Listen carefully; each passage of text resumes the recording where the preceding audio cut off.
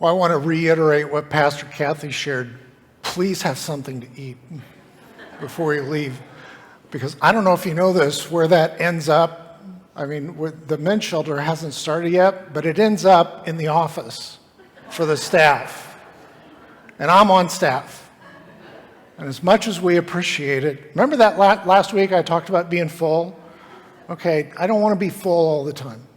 But July of 2005, I voluntarily hopped in a van with 10 youth and several adults, and we were pulling a U-Haul trailer, and we drove from Kokomo to the southeastern corner of Tennessee. I don't know if you've ever been there. We went on a mission trip, similar to the ASP trip that our kids have taken for years.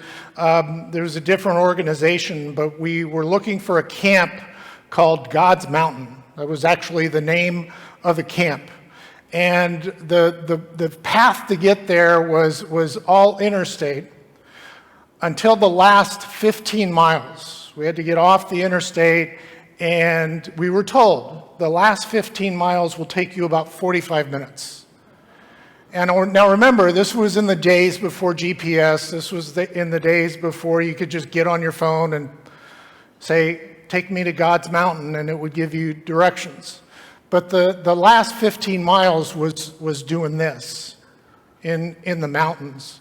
And so, and the directions, one of the directions, I remember this, we had directions to find the camp, and one of them, one line was actually drive under the power line.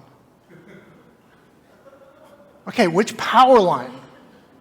And we started, now if you've ever been down there, I mean, it's hilly, and there's lots of turns, so you really have to concentrate on what you're doing, but around every corner in that part of the country is another small Baptist church. And so we're driving, and it just seems like we're driving for a long, long time. We kind of lost track of how many miles we've driven. We're looking for this power line, and okay, did we pass that, or what did we pass? And even Rob, the youth director, he's in the passenger seat. He and I both agreed that maybe we should stop and ask for directions. So we went around the corner, and oh, there's another Baptist church, but nobody's there. Don't see any cars around. Finally, we see a little Baptist church tucked away and signs out for Vacation Bible School. And there's cars there, so we pull in, and the kids just want to get out and stretch their legs. And Rob and I walk up to the front door of this church, and I can hear somebody speaking inside. But I'm thinking, okay, we'll walk into the narthex. No, that's not what happened. We open the door, and we're in the sanctuary. And the pastor, or whoever was preaching, stopped, and he said, did I mention it's a Baptist church? In like the hills of Tennessee? And he said, come on in, boys. Have a seat. You're welcome. Come on in. And Rob and I look at each other, and maybe there's an usher will come over. We just need directions. I don't know. And then he went on for a couple minutes, and he said, did I tell you it's a Baptist church? Okay. That's an important piece. But he stopped again. He said, come on in, boys. Have a seat. Well, you're more than welcome. And I, in my infinite wisdom and knowledge, said, I'm really sorry that we disturbed, but we're lost.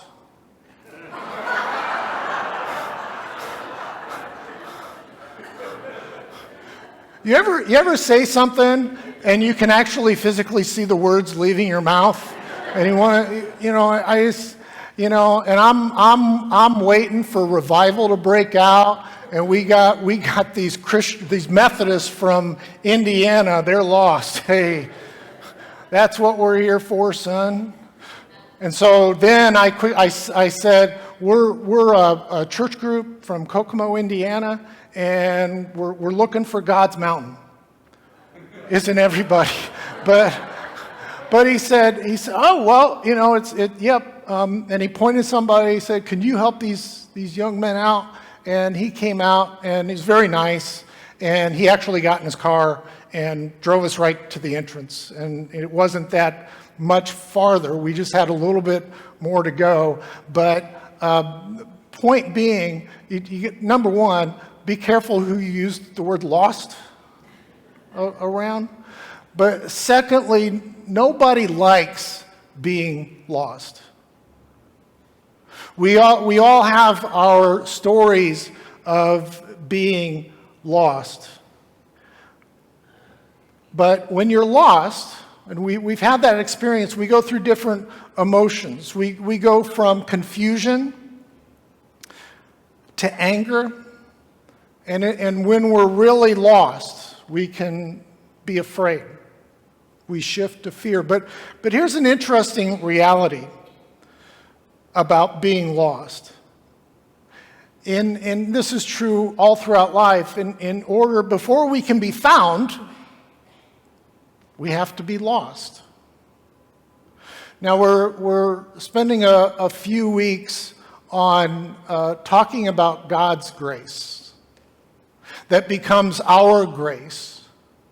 But when we read the Bible, we find a certain kind of grace from God that is absolutely radical. Barbara Brown Taylor writes about her time of being lost. And the word that she used for that time of being lost in her life was a time of displacement. She writes, "In my life, I have lost my way more times than I can count. I have set out to be married and ended up divorced. I have set out to be healthy and ended up sick. I have set out to live in New England and ended up in Georgia. When I was 30, I set out to be a parish priest. Almost 30 years later, I teach school." And then she concludes with this, and this is from her book, Learning to Walk in the Dark. "While none of these displacements were pleasant at first, I would not give a single one of them back. I have found things while I was lost that I might never have discovered if I had stayed on the path. I have lived through parts of life that no one in her right mind would ever willingly have chosen, finding enough overlooked treasure in them to outweigh my projected wages in the life I had planned." Then she writes, "The Bible is a great help to me since it reminds me that God does some of God's best work with people who are truly, seriously lost." Now, when Jesus talked about people in his life and in his own ministry, it wasn't very often. We heard it this morning, but he never uses the word sinners in a nasty sense of the word. Most of the time he would use the word lost. Certainly he never used a contemporary phrase that we use for lost people. Words that I've heard to describe people who we would say are lost are the unsaved or even evil. But what would happen if we related to people, all people, just a little bit differently? If we viewed them not as unsaved or as sinners, but as simply lost? This morning, Jane read from three very powerful parables from Jesus about God's concern for the lost that should be our concern. And in these, I'm reminded, and it's important to point out here, that God does not cause people to be lost.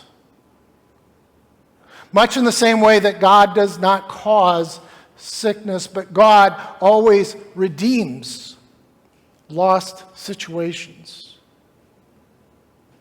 God always redeems our lostness and reveals his care and love for us, even in the midst of being lost.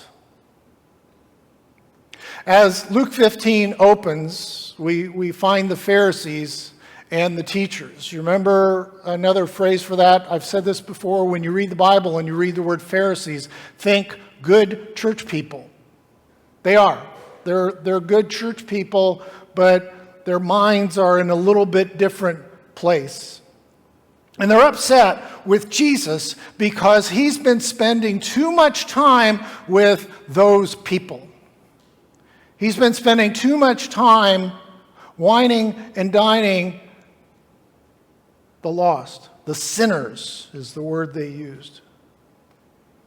And so Jesus responds not with one, not with two, but with 3 parables about lost items. He tells the parable of the lost sheep.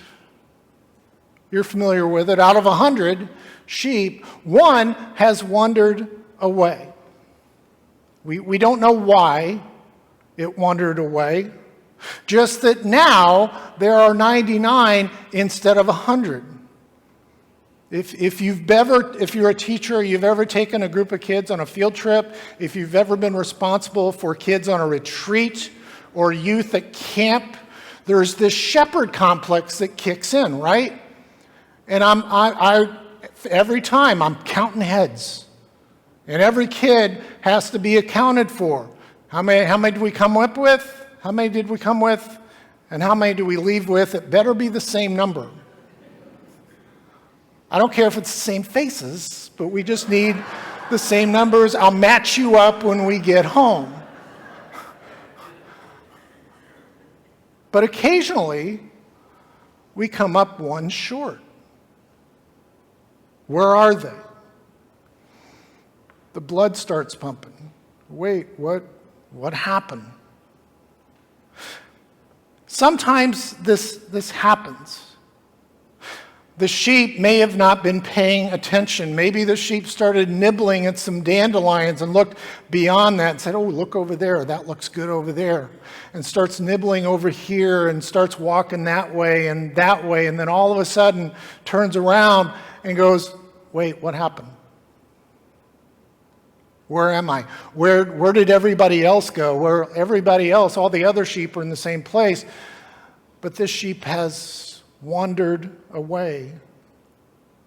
And sometimes this happens. People get distracted with life, with the busyness of life, and they start wandering away from God.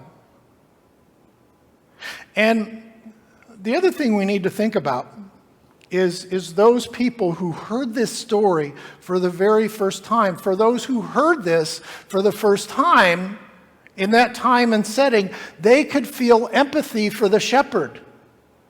They felt pain for the shepherd. For a shepherd to come up one sheep short, that's serious stuff. You better account for that sheep. But here's the good news. God seeks out those who are lost. And what God wants from us is to be available to that one sheep. Now here's the other interesting part. Jesus didn't stop here and ask for questions. Jesus didn't stop here and say, okay, I want you to break up in groups of 5 or 6 and talk about this. What does this mean for you today? No, he just went to the next parable. And he talked about the parable of a lost coin. Now, opposed to a sheep, a coin just can't wander off. The coin has no sense of being lost. The coin may be lost, but the coin just doesn't care.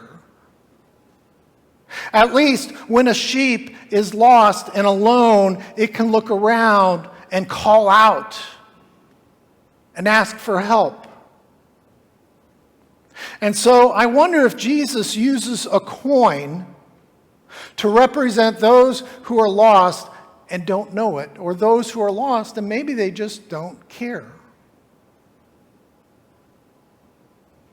And this is where we sometimes can get into a bad habit of writing people off as evil or as sinners.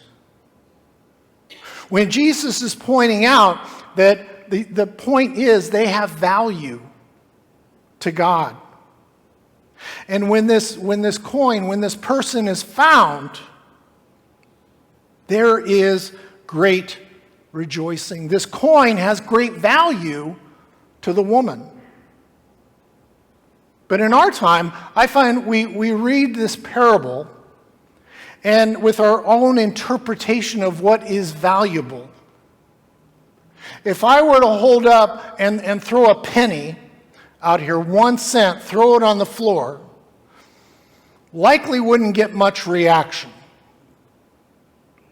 But if I were to pull out of my pocket a $100 bill, wad it up, and throw it on the floor, where would your attention go? Not on me. You go. All of a sudden, that piece of paper has value. All of a sudden, there is some excitement about this misplaced currency. Now, the woman in Jesus' story represents the big guy. Represents God. There we go. Thank you.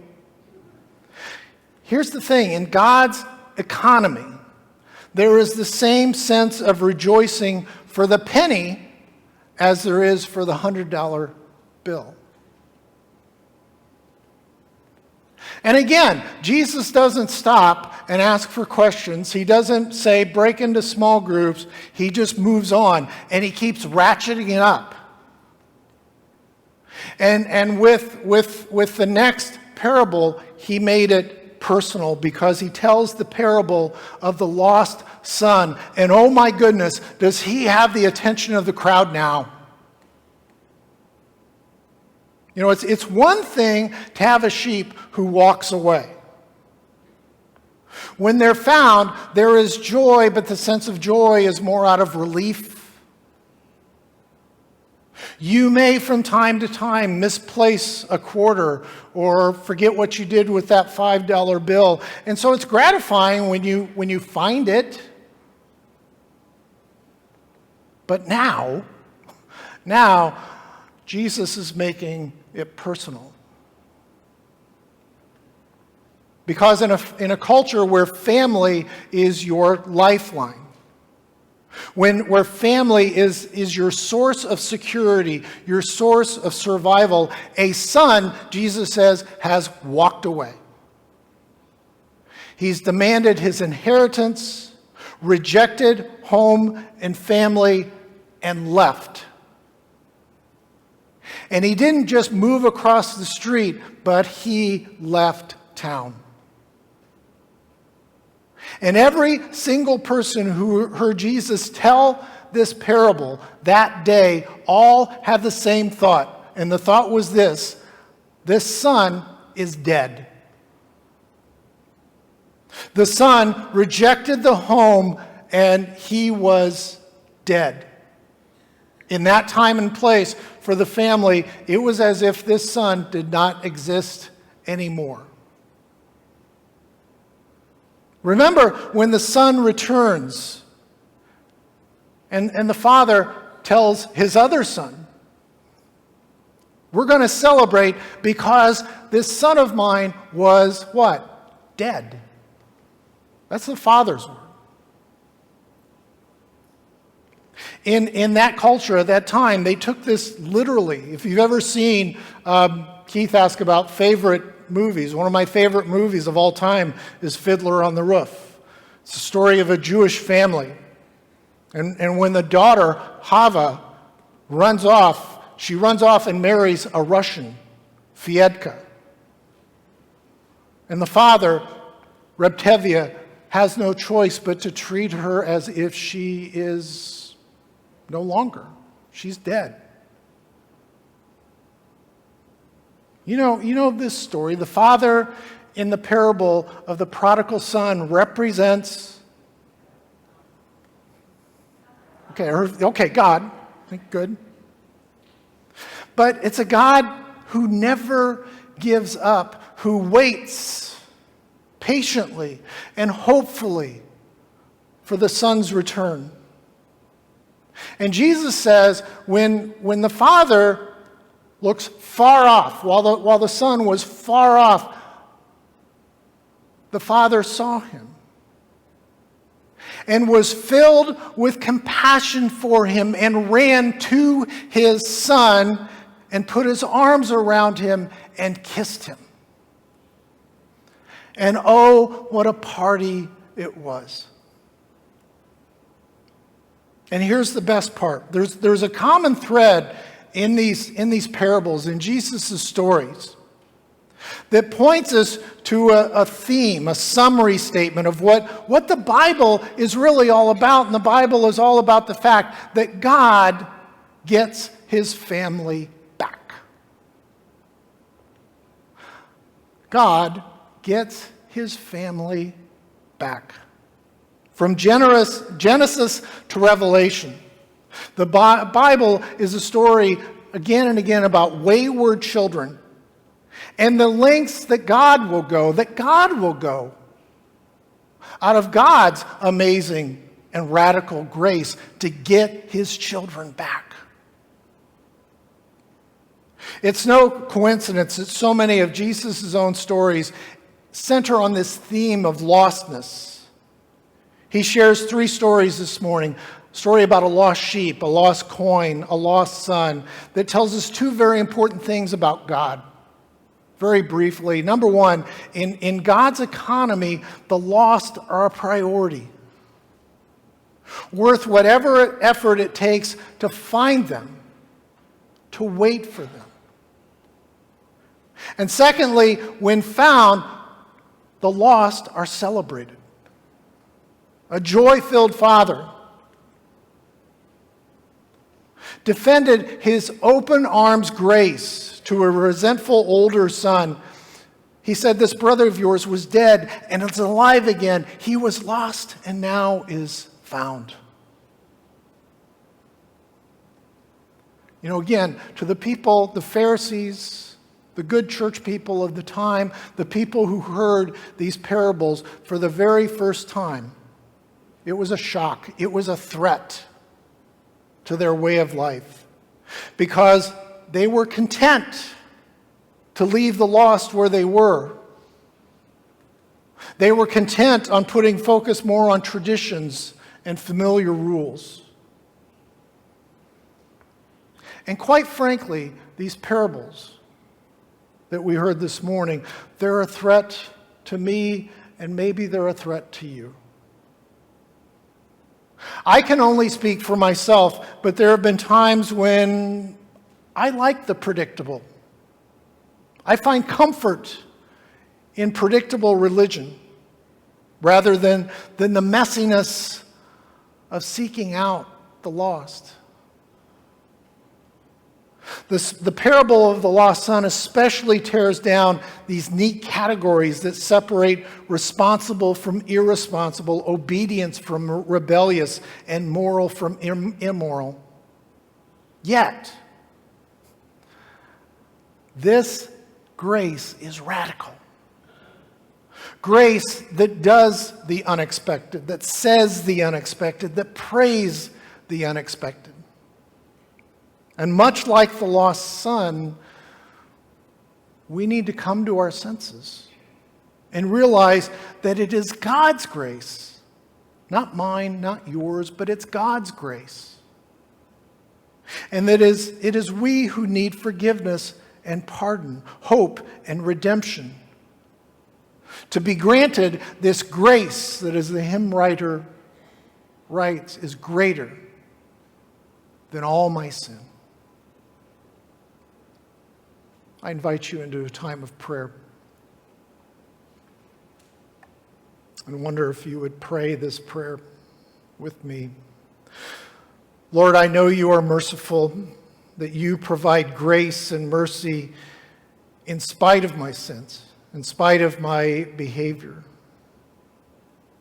For you are a good God that comes to those who need you no matter what.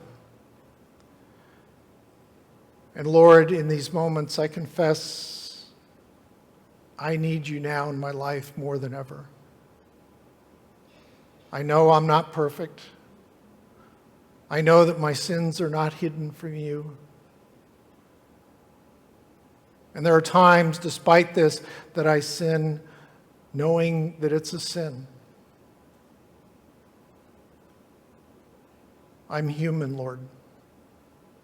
And while that's no excuse, I know that you love me anyway. Lord, I need your grace in my life to provide strength because I am weak. I need you as I face the temptations every day. And I wish I could say that I always walk away. I need you to give me the strength and provide me with the guidance to overcome these desires to sin. I need you to give me direction in darker times, when I wander off on my own. And so, Lord, I ask you to please come into my life and offer your grace. I'm ready to accept it. Allow my heart to always be focused on you and make my desire to live for you. I know from your word that your grace is given no matter what. So I just ask for it today. Lord, help me to be better, to see that clear, narrow path in front of me, so I can walk in your ways and in your glory. And it is in your name that I pray. And all God's people said,